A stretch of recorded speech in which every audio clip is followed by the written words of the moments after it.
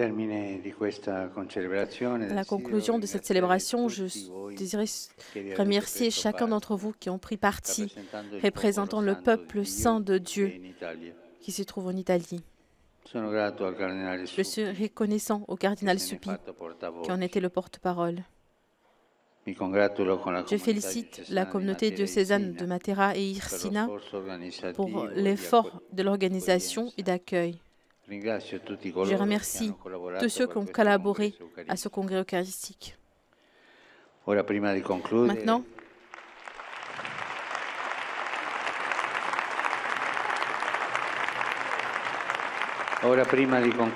avant de conclure, tournons-nous vers la Vierge Marie, femme eucharistique.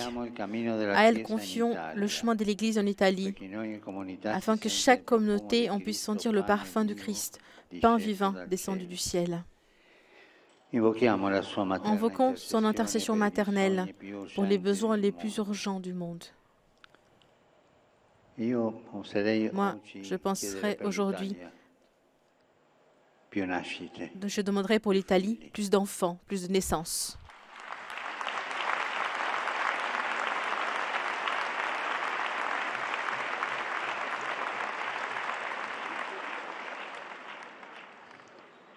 Je pense en particulier à plusieurs problèmes dans le monde. Au Myanmar, depuis de nombreuses années, ce pays est tourmenté de graves confrontements armés et des violences qui ont fait de nombreuses victimes et des réfugiés. Cette semaine, j'ai entendu le cri de douleur suite à la mort d'enfants qui étaient dans une école bombardée. C'est à la mode aujourd'hui de bombarder des écoles. Que le cri de ces enfants, de ces petits, ne reste pas sans réponse.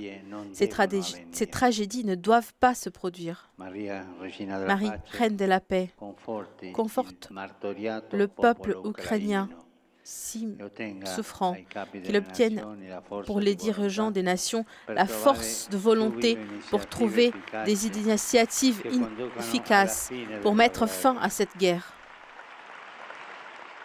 Je me joins à l'appel des évêques du Cameroun pour la libération des personnes enlevées du diocèse de Manf, dont 5 prêtres et une religieuse. J'ai prié pour eux, pour les habitants de la province ecclésiastique de Bamenda. Que le Seigneur accorde la paix au cœur et à la vie sociale de ce cher pays. Ce dimanche, l'Église célèbre la journée mondiale de migrants et de réfugiés, dont le thème est « Construire l'avenir avec les migrants et les réfugiés ». Renouvelons notre engagement à construire l'avenir selon le dessein de Dieu. Un futur où chaque personne puisse trouver sa place et puisse être respectée, dans lequel les migrants et les réfugiés, les personnes déplacées, les victimes de la traite puissent vivre en paix et dans la dignité. Parce que le royaume de Dieu se réalise avec eux, sans exclusion. Et aussi, merci à ses frères et sœurs, que les communautés peuvent, c'est aussi grâce à eux que les communautés peuvent se développer socialement, économiquement, culturellement et spirituellement. Cela enrichit le peuple de Dieu. Empeñons-nous tous, engageons-nous à construire un avenir plus inclusif et fraternel. Les migrants doivent être accueillis, accompagnés, promus et intégrés.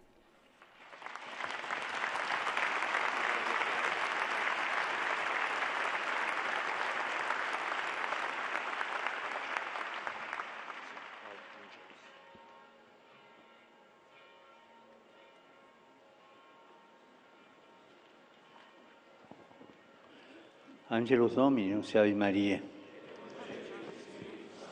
Ave Maria, gratia plena, Dominus tecum, benedicta tui mulieribus, et benedictus fructus ventris tui, Iesus.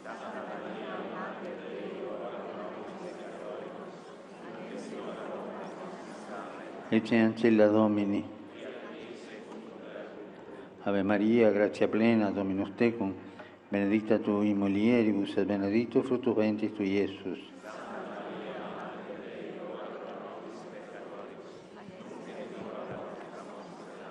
et verbum caro factum est. Ave Maria, gratia plena, Dominus tecum, benedicta tui mulieribus et benedictus fructus ventris tui, Iesus.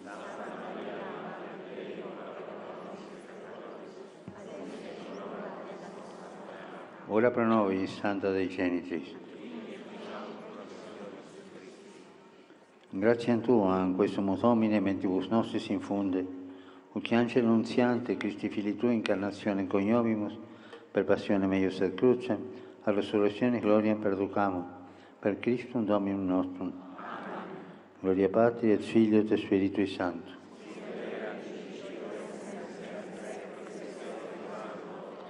Gloria Patri et Filio et Spiritui Sancto.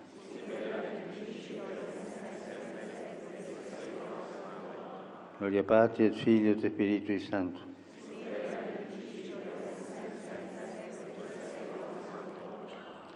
Pro fidelibus defuntis, requiem aeternam dona eis Domine. Requiescant in pace. Sì.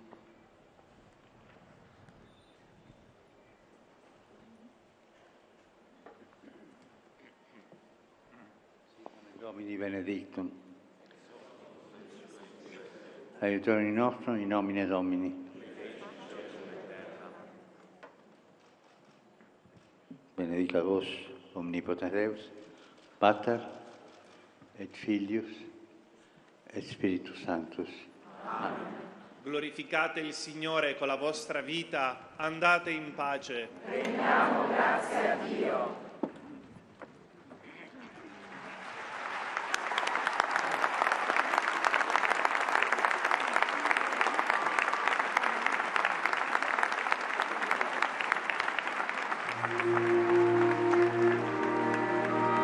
Et c'est avec la prière de l'Angélus que s'achève cette célébration, cette messe qui conclut le congrès eucharistique national en Italie.